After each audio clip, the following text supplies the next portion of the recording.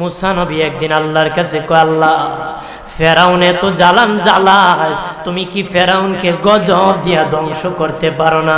আমার আল্লাহ কয়, মুসা আমি ফেরাউনকে 4টা কারণে গজব দেই না। কয় কারণে? ফেরাউনকে 4টা কারণে গজব দেই না। 1 নম্বর কারণ হলো রে মুসা, সারাদিন ফেরাউন বলে আমি খোদা, আর রাত যখন হয়ে যায় জঙ্গলে যায় করলাম আমি জানি তুমি খোদা, আমি খোদা না, কিন্তু আমারে মানুষ খোদা কইলে ভালো লাগে, খোদা কইলে ভালো লাগে। প্রভু তাই তুমি বিরক্ত হইয়া আমার উপর গজব দিও না। আল্লাহ বলে, মুসা রে ওই ফেরাউনের রাত্রির দুয়ার কারণে আমি আল্লাহ তার উপর গজব দেই না।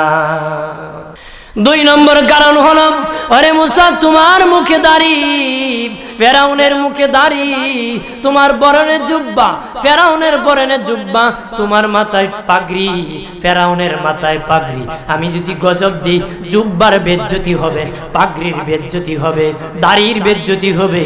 মুসা রে ওই জুব্বার পাগড়ির ইজ্জত রক্ষার কারণে আমি আল্লাহ ফেরাউনকে গজব দেই না।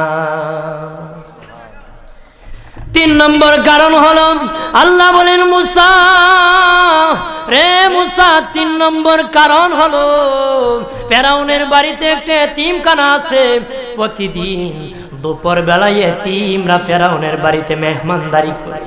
তারা খাওয়ার পরে আমি আল্লাহর কাছে দোয়া করে, আল্লাহ তুমি যদি গুসা হয়ে ফেরাউনকে গজব দিয়ে ধ্বংস করে দাও, আমরা এতিমকে কে খাওয়াইবে রে আল্লাহ, আমাদের দোয়ার বরকতে ফেরাউনকে গজব দিও না।